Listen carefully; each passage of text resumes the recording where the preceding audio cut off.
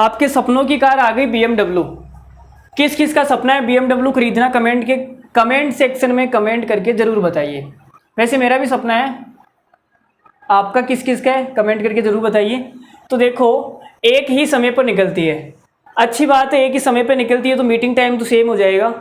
तो लगा देंगे जी BMW निकल रही है, एक पटना से निकल रही है और गया से निकल रही है। ये गया स्थान का नाम है, ये जो गया है ना स्थान का नाम है, बिहार के अंदर ही है दोनों, पटना और गया, जो 110 किलोमीटर दूर है एक दूसरे से। कितनी डिस्टेंस पर है? 110 किलोमीटर। यदि दोनों कारें एक दूसरे की ओर चलती है तो जो रिलेटिव स्पीड होगी वो दोनों की स्पीड जुड़ जाएगी, ठीक है। तो 1 घंटे के बाद में मिल जाएगी। तो देखो, जैसे जैसे सवाल बोल रहा है कर लेते हैं। ये बोल रहा है कि 2 कारें हैं तो रिलेटिव स्पीड कैसी निकलती है? अगर आपको स्पीड निकालनी है, रिलेटिव स्पीड, तो कैसे निकलती है? आप बोलोगे कि सर क्या करोगे? अरे क्या करोगे, डिस्टेंस के अंदर टाइम का भाग देना पड़ेगा तभी रिलेटिव स्पीड आएगी, ठीक है, मानते हो? तो जो रिलेटिव स्पीड है वो एक दूसरे की ओर चलेगी ना, तब दोनों की स्पीड जुड़ जाएगी। तो मान लेते हैं कि इसकी तो है v1 और इसकी है v2।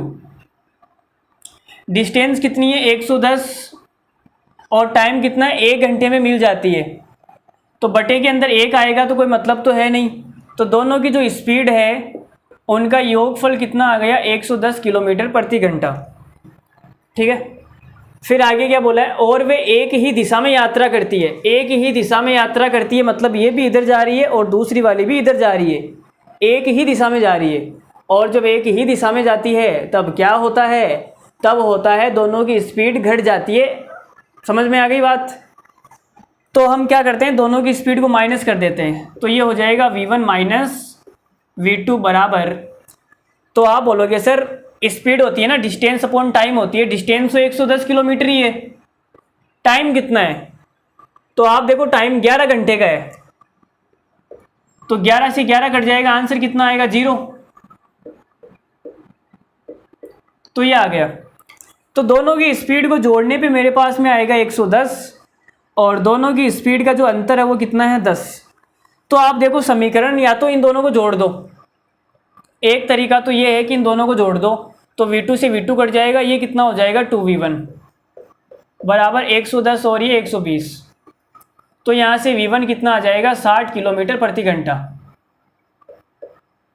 ठीक है। 160 आ गया और यहाँ से हम निकाल सकते हैं, जब v1 का मान 60 यहाँ पे रखूँगा मैं 60, तो 60 उधर जाके माइनस का हो जाएगा, v2 कितना आएगा? 50, ठीक है।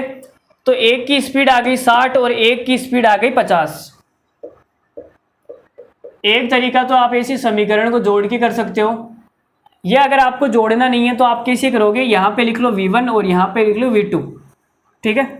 अब यहाँ पे देखो कि इनका जो अंतर है वो कितना है? आप बोलोगे सर 10। अंतर कब आता है? जब एक भाई साहब के पास में ज़्यादा पैसे हो और एक के पास में कम पैसे हो। तो इसके पास में 10 पैसे ज़्यादा है, 10 रुपये ज़्यादा है, और दोनों को मिला के टोटल पैसा कितना है? 110। तो इसके पास में 10 रुपये ज़्यादा है और दोनों के पास में 110 है, लेकिन 10 रुपये मैंने इसको पहले ही दे दिया। अब बचा कितना? आप बोलोगे सर 100। तो 50 50 और दे दो, 50 इसको दे दो, 50 बराबर बराबर। तो इसके पास हो जाएगा 60 और इसके पास तो 50 है ही। लेकिन हमसे सवाल में पूछा है कि गया से शुरू होने वाली कार की स्पीड क्या है? तो देखो, तो पटना से कार 11 घंटे के बाद में गया से कार से आगे निकल जाती है। तो जो गाड़ी पटना से शुरू हुई थी और जो गाड़ी गया से शुरू हुई थी, तो पटना वाली गाड़ी 11 घंटे के बाद में गया वाली गाड़ी से आगे निकल जाएगी। तो जो पटना से निकली थी ना, उस गाड़ी की स्पीड ज़्यादा है, तभी तो गया वाली गाड़ी से आगे निकल पाएगी।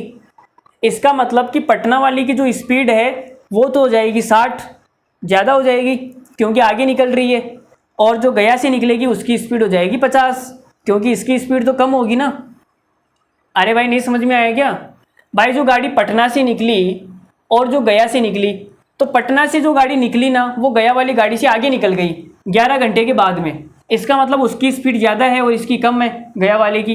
तो सवाल में पूछा है कि गया से शुरू होने वाली 50 किलोमीटर प्रति घंटा, तो आंसर हो जाएगा ऑप्शन नंबर सी क्या इस सवाल का करेक्ट आंसर है, 50 किलोमीटर प्रति घंटा। उम्मीद करता हूँ समझ में आया होगा, नहीं समझ में आया तो वीडियो को दोबारा से देख लेना, ठीक है। वीडियो यूट्यूब पर ही